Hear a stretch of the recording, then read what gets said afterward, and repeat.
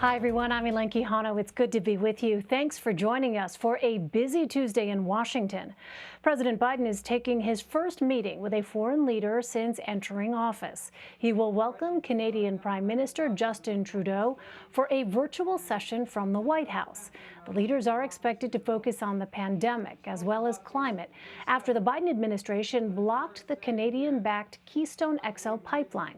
We'll bring you their remarks live when the meeting is over. Meanwhile, Mr. Biden also announced plans to travel to Houston this Friday to meet with local leaders after a winter storm knocked out power for millions of Texans. It was a busy day for the president and Capitol Hill. The confirmation process continued for more of President Biden's cabinet nominees, including for some historic picks. We'll have in-depth coverage coming up. But first, the Senate held its first hearing on the Capitol insurrection Tuesday. Top security officials responsible for protecting the building from rioters last month are blaming government intelligence failures for the botched response on January 6th. Here's former Capitol Police Chief Stephen Sund, who resigned after the attack. A clear lack of accurate and complete intelligence across several federal agencies contributed to this event, and not poor planning by the United States Capitol Police. Based on the intelligence that we received, we plan for an increased level of violence at the Capitol and that some participants may be armed. But none of the intelligence we received predicted what actually occurred. We properly planned for a mass demonstration with possible violence. What we got was a military-style coordinated assault on my officers and a violent takeover of the Capitol building. Cantherine Herridge, Kris Van Cleave, and Alayna Treene join me now. Cantherine is CBS News senior investigative correspondent. Kris is a CBS News congressional correspondent, and Alayna is a White House reporter for Axios. Welcome. It's good to have you all on this busy Tuesday. Cantherine, let me start with you. Former Chief Sund said the intelligence he was or was not given factored into his preparation ahead of January 6th. So what do we know about what information was known by which agencies and when?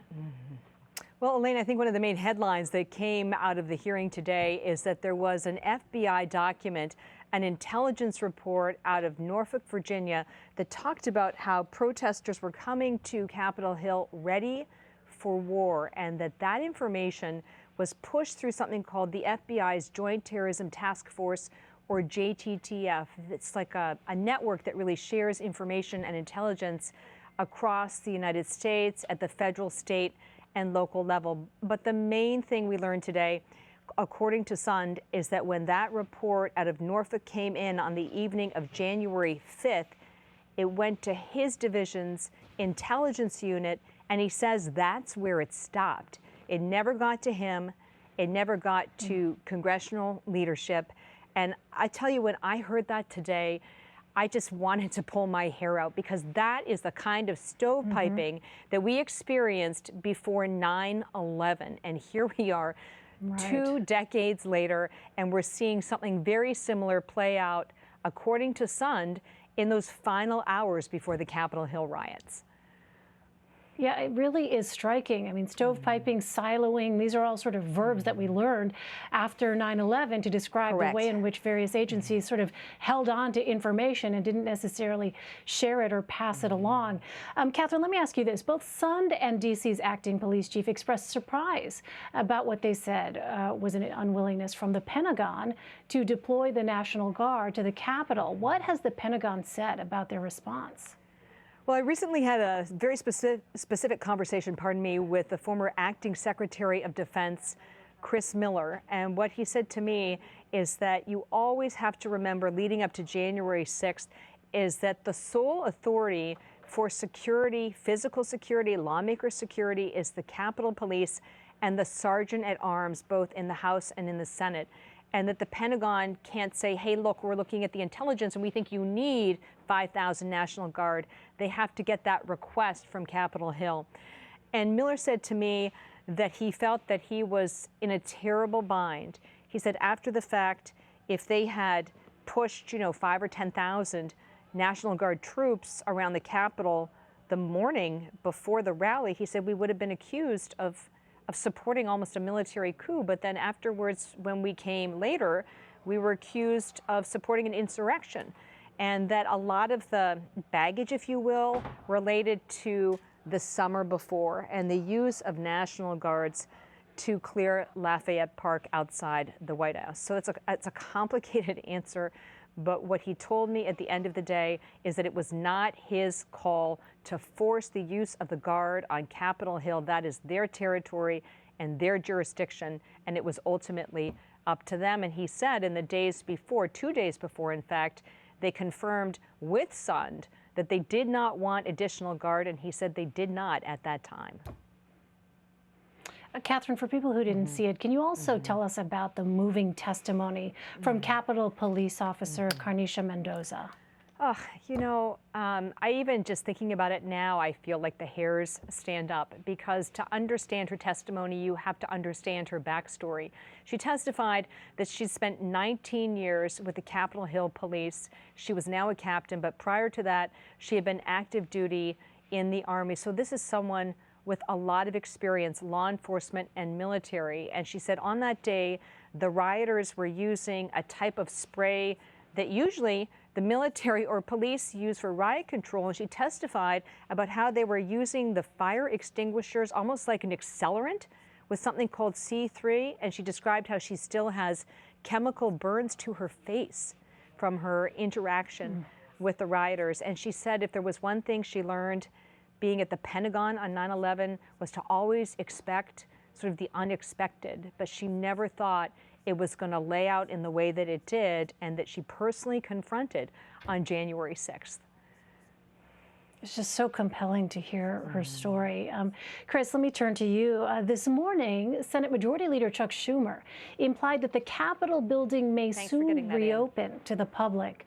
What's the justification for the surrounding fencing, which is still up, and what's being said about potential ongoing threats? Well, the fencing and the National Guard presence has been set for the last several weeks, that they were going to be here until at least mid-March. And that followed, of course, the Capitol attack and the inauguration and a continued increase in intelligence chatter about potential threats to lawmakers. Now, we heard in this same hearing today from the D.C. police chief that he was not aware of anything specific targeting to the Capitol in the days ahead. However, there is concern about March 4th, which is traditionally for presidents prior to FDR, the traditional inauguration day. There's been some talk that QAnon supporters may hone in on that day. So that would be one reason perhaps to keep the National Guard here. But Senator Schumer said the Senate was going to get briefed on the security outlook, the plans moving forward, and whatever the threat posture is later this week, and that may give some guidance as to how long the Guard will be here, what the fencing will look like. You have a lot of lawmakers who would like to see the fencing come down. There is an ongoing conversation about what kind of fortifications may need to be made to the Capitol. As the D.C. police chief said during the hearing today, it exposed some vulnerabilities in what is one of the most secure cities in the country. Alayna, against that backdrop, the House is set to pass President Biden's COVID relief bill this week. Your latest article for Axios is headlined, "Bipartisanship Ends This Week with Stimulus Vote." What impact do you see this vote having going forward? Well, Elaine, we're already hearing from a lot of Republicans that they are for this bill. They don't plan on supporting this bill and the number, the 1.9 trillion price tag that accompanies it.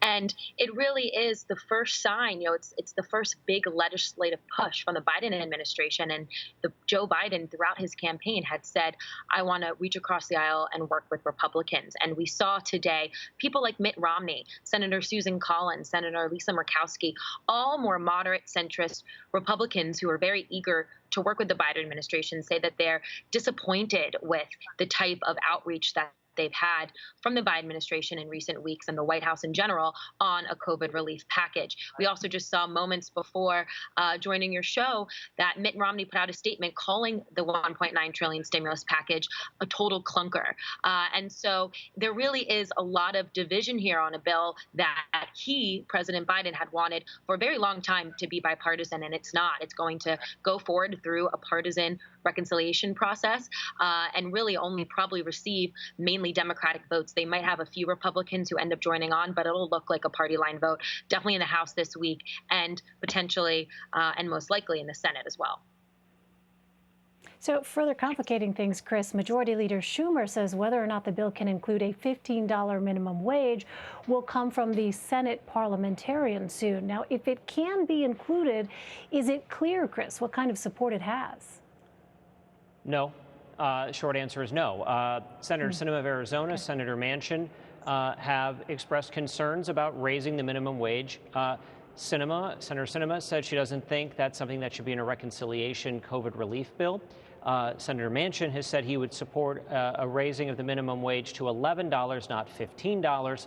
And it's unclear if the progressive wing of the Democratic Party would support the Manchin plan. And then you have some Republicans today, Senators Romney and Cotton, who are pushing a raise of the minimum wage to $10 an hour. So, no, there's no guarantee, even if the minimum wage can stay in the Senate bill, that it can pass. It may not have the votes. And when you're dealing with a 50-50 split in the Senate, with the vice president being the tiebreaker, you can't lose a single Democrat. And that is going to be one challenge for the majority leader, Chuck Schumer, is keeping everyone in his caucus aligned on this point. He wants to fight for it. He was defiant about not talking about any other options but the minimum wage until they got this answer on reconciliation from the parliamentarian probably on Wednesday. So at this point, he is moving ahead with $15 an hour. We'll have to see if it actually makes it. President Biden has signaled to governors that it may not be in the bill. And Alayna, we'll have more on this coming up, but you have some new reporting on Texas Senator Ted Cruz's trip to Mexico as his state was suffering from a winter storm and massive power outages. What can you tell us?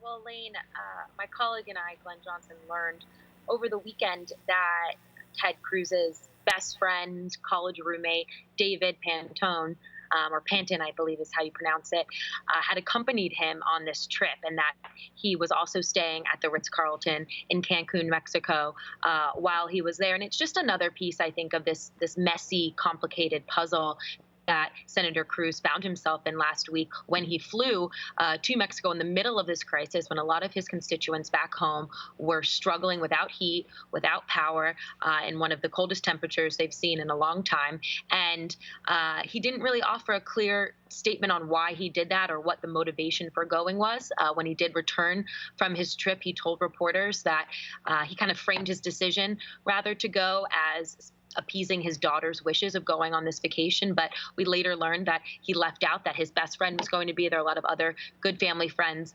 of the Cruz family would also be there. And so just a lot of moving parts. And really, I mean, I think Republicans and Democrats alike weighed in on this, saying it wasn't a good look for him to be there in the middle of this crisis, especially as a top political leader in the state, to not be hands in there helping people, delivering aid and helping raise money as needed. He did later do that, where we saw some photo ops from this weekend of him handing out waters, handing out meals, but a lot of people said it was a little too late. All right, Cantherine Herridge, Kris Van Cleave, and Alayna Treene on this busy Tuesday. Thank you all for helping us navigate all that news. Really appreciate it.